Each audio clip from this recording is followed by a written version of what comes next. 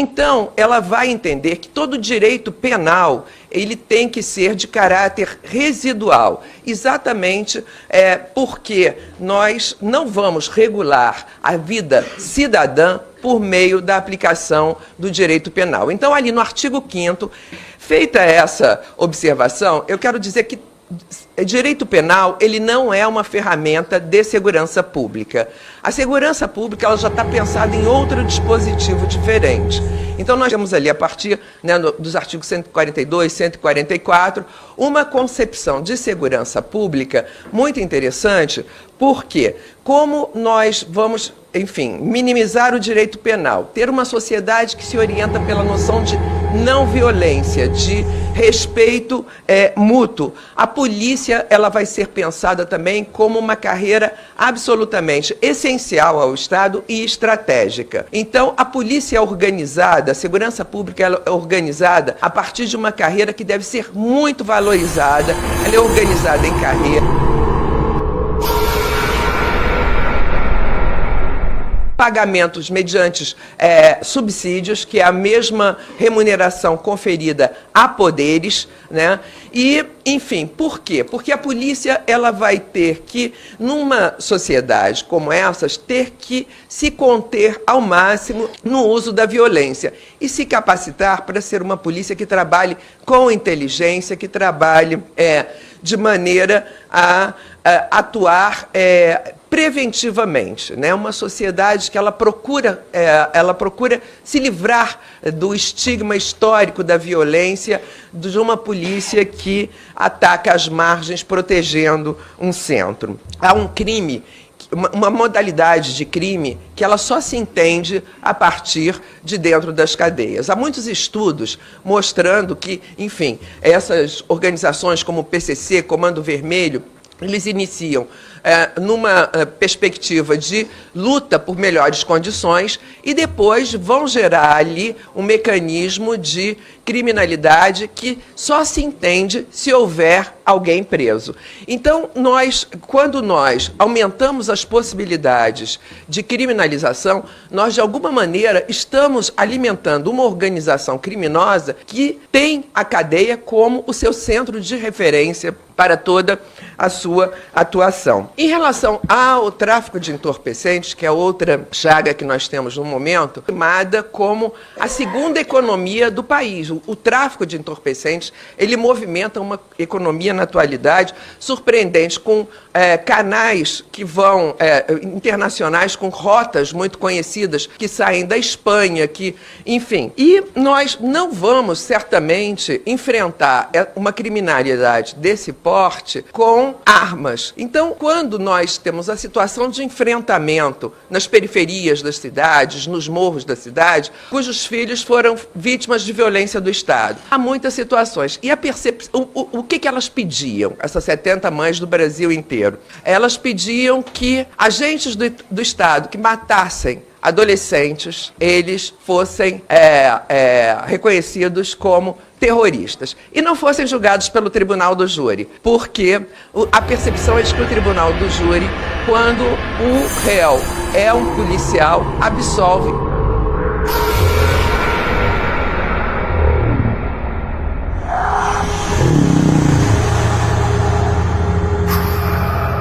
Porque naturalizou-se a ideia de que o policial ele tem essa licença para matar. Ou seja, nós temos percepções equivocadas de todos os lados. Eu não acho que seja também a solução, nem para essas mães, livrar, considerar que agentes do Estado que matam sejam terroristas.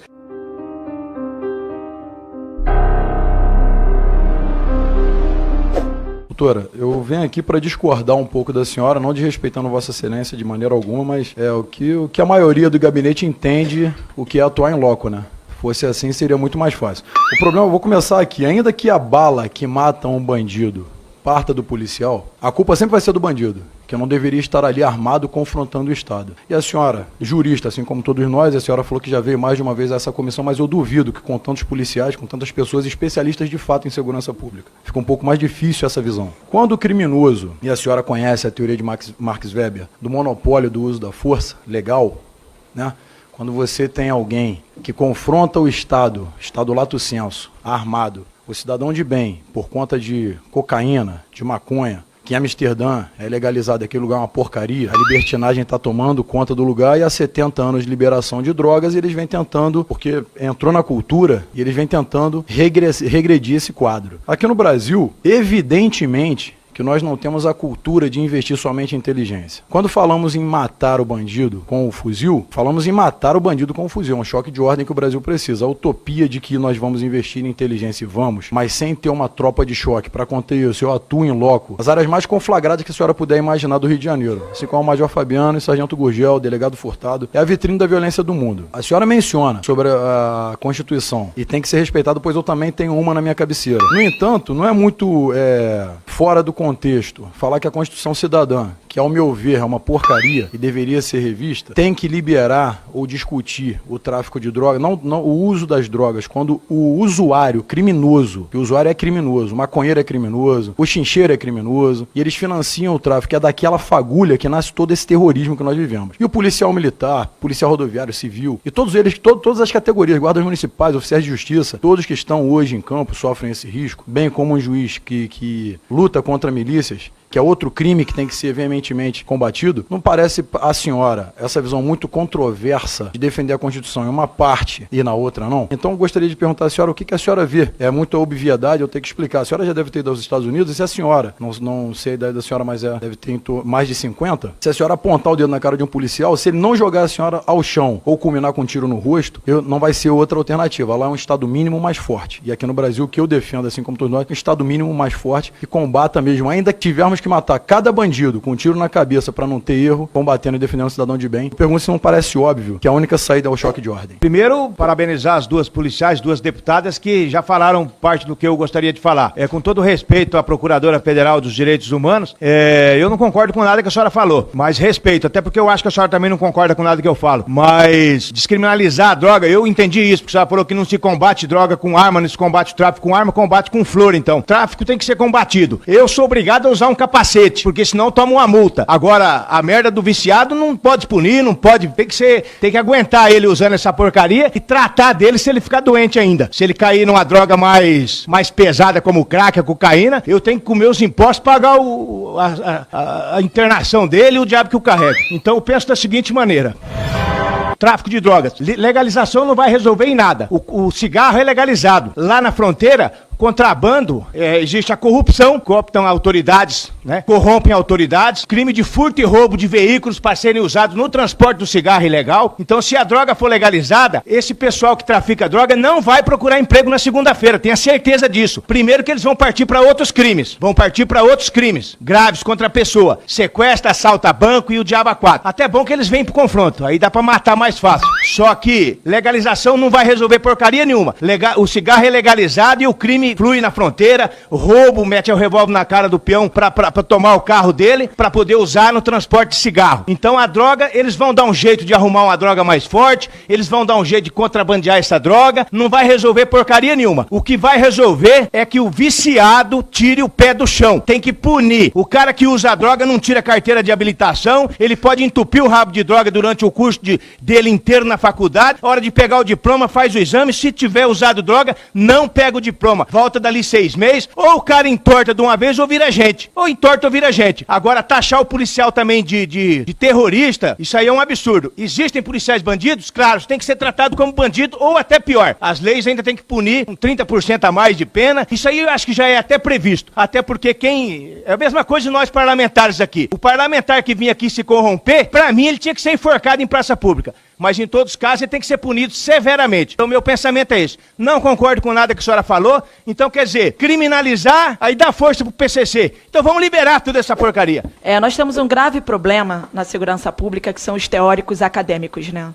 Pessoas que chegam a construir números mágicos e não a piada. E identificam quantos disparos um policial pode executar dentro de uma comunidade. Números que chegam ao absurdo de entender uma quantidade razoável de consumo de crack crack por um viciado de drogas, falam com muita propriedade em inteligência, em violência, em segurança pública, em armas e violências. Na minha opinião, um discurso oco para leigos, porque estudam muito teoricamente, mas poucos sentiram na pele, poucos conhecem o cheiro do chão da fábrica. E essas pessoas hoje em dia dão entrevistas, fazem workshop, escrevem teses dizendo que policiais matam margens para proteger o centro. E aqui me pareceu, presidente, procuradora e demais componentes da mesa, que houve uma tentativa de inversão do terrorismo. O terrorismo por parte do policial e não por parte de quem ataca a vida de um representante do Estado. Policial não atira para matar. Policial não sai de casa, hoje eu vou matar alguém. Policial reage. Policial mata bandido. Policial mata quem em determinado momento se opõe com injusta agressão, com a violência de matar também bandido na rua armado de fuzil. Se bandido tá na rua, tá numa comunidade armado de fuzil, ele quer o resultado morte de alguém. Morte do agente policial, morte das pessoas da comunidade, porque o bandido não tem o mínimo comprometimento com o ordenamento jurídico. Então, em cima dessa minha percepção, eu tenho duas perguntas. A primeira é se o local, me parece que seja o Ministério Público Federal, onde a senhora trabalha, foi invadido, a sede do Ministério Público Federal for invadido por narcoterroristas armados de fuzil, como será feita a defesa? Com inteligência? E a segunda pergunta que eu tenho para a senhora levando em consideração que a maconha, que a droga, que a liberação das drogas, que a maconha financia o tráfico de drogas, e sem o dinheiro do tráfico de drogas, narcoterroristas quebrariam de vez. A senhora, quando assumiu por 22 dias, a Procuradoria-Geral da República entrou com uma ação no STF para que desse a palavra final sobre a licitude das manifestações favoráveis à legalização das drogas, em especial a Marcha da Maconha.